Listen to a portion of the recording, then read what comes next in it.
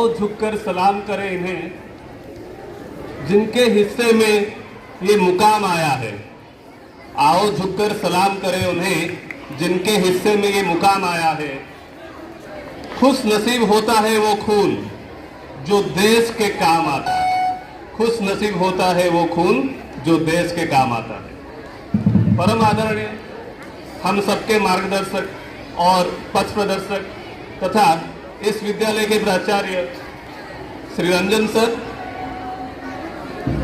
देश के विभिन्न प्रांतों से आए हुए हमारे विद्यालय के बच्चों के लिए समर्पित सभी शिक्षक और हम सब के प्यारे इस विद्यालय के दुलारे मेरे प्यारे बच्चे,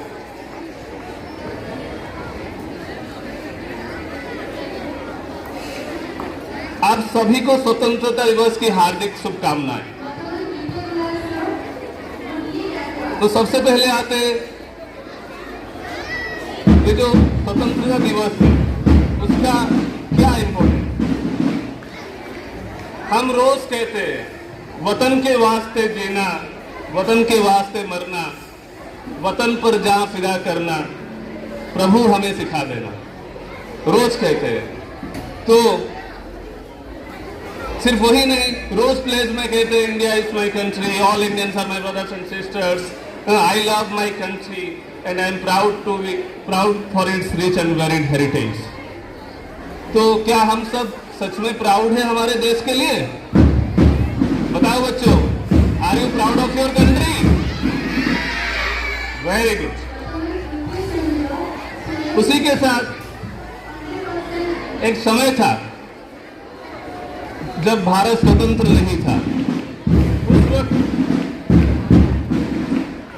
कई सारे बड़े होटल्स और क्लास में लिखा जाता था Indians and dogs are not allowed. Indians का वैल्यू कैसा था देखो, Indians and dogs are not allowed.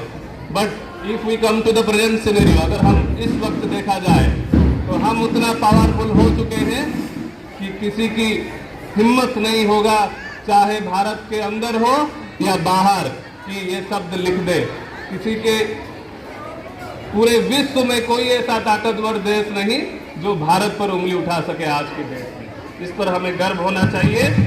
आप सभी सुने होंगे राम जी के दो बड़े भक्त थे।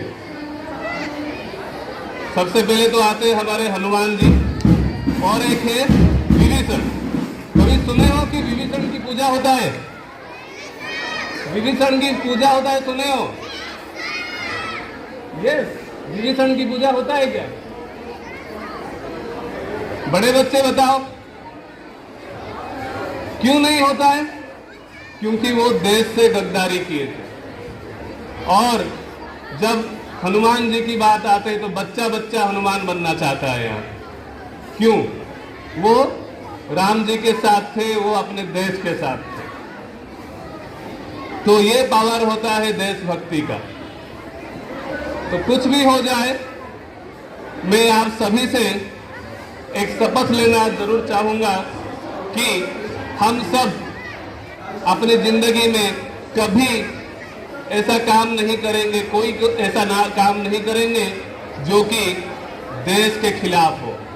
ये शपथ हम सबको लेना है। क्या हम ले सकते हैं? आप सभी कभी भी जीवन में किसी भी हालत में देश के खिलाफ कोई काम नहीं करेंगे, ये मैं आशा करता हूं। और उसके साथ जब आता है देशभक्ति और डेडिकेशन की, देश के लिए हम कितना समर्पित थे। जब शास्त्री जी हमारे प्रधानमंत्री थे, उस वक्त देश में कुछ आपातकालीन स्थिति आई थी कुछ, तब शास्त्री जी ने देश के लोगों को आह्वान दिया था कि दोपहर का खाना छोड़ दो। और उनके एक ही बात में लोग मान गए थे। क्यों मान गए थे? गांधी जी के बुलावे पर सब आंदोलन के लिए आ जाते थे। क्यों आ जाते थे? क्योंकि वो अपने देश के लिए उतना समर्पित थे। और हम सबको भी देश के लिए समर्पित होना है। मैं कहना चाहूंगा हमारे people's president doctor A P J Abdul Kalam ji के बारे में। जब वो भारत के राष्ट्रपति बने तो बहुत खुश हुए थे। क्यों खुश हुए थे? खुश हुए थे इसलिए कि अब वो जो है सिर्फ वैज्ञानिक नहीं रहे, एक साइंटिस्ट नहीं रहे, अब जो है वो भारत के राष्ट्रपति हैं और भारत के सभी पावरफुल पर्सन, जितने भी ताकतवर पर्सन है भारत में, जितने ताकतवर लोग हैं, उन सभी से वो मिल सकते हैं और मिलकर देश को कैसे आगे बढ़ाया जा सकता है उसके बारे में चर्चा कर सके। तो वो अक्सर ऐसा करते हैं कि कई लोगों को, कई पावरफुल पर्सन को बुलाते थे अपने कैबिन में और फिर पूछते थे, उनके जो सीट था, उनका जो प्रेसिडेंट का सीट था, उनके पास एक बड़ा सा मैप लगा हुआ था, वर्ल्ड मैप था वो, और उस मैप को दिखाकर वो सभी, जिसी को भी वो बुलाते थे अपने कैबिन में, वो पूछते थे, see I have brought this map from Germany, I have brought this map from Germany. वो कौन सा मैप था? World map. कौन सा मैप था? World map. तो सभी लोग बोलते थे वाओ वंडरफुल, फिर बोलते थे थोड़ा पास जाके भी देख लो, और जब वो पास जाके देखते थे उसमें लिखा होता था कि thanks to Indian space research organisation Trivandrum for providing this beautiful satellite picture. तब जो है वो जो भी अधिकारी होते थे, जो भी नेता होते थे, वो आश्चर्य हो जाते थे कि अच्छा भारत का है। तो उनका कहना था कि हम भारतीय श्रेष्ठ हैं और ये आत्मविश्वास हमें होना चाहिए, बट वो आत्मविश्वास की कमी होता है। वो लो सेल्फ एस्टीम को बढ़ाना चाहते थे, हम कैपेबल हैं, हम भारतीय हैं और हम आगे बढ़ सकते हैं।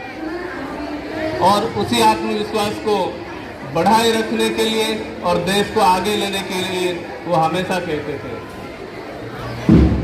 तो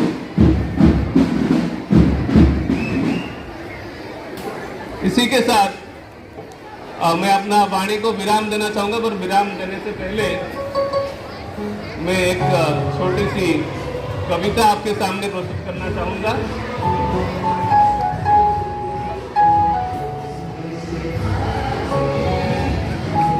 करेंसी पे बापू की फोटो, लाल किला पे तिरंगा, सड़क पर भारत माता की जय, स्कूल में विंध्य हिमाचल यमुना गंगा। क्या इतनी आजादी काफी है? क्या सिर्फ इतनी सी आजादी के लिए वो जनेऊधारी कंपनी बाग में अकेला अंग्रेजों से लड़ गया था और 23 साल का वो सरदार रंग दे बसंती के फांसी चढ़ गया? क्या सिर्फ 1.5 गज जमीन के लिए नेताजी हिटलर को आग दिखाए थे और बापू सिर्फ नोटों पर छपने के लिए अपने सीने पर गोली खाए थे? बहुत आंसू बहा लिए वीरों की गाथाओं पर, बहुत मेले लगा लिए शहीदों की चिता पर।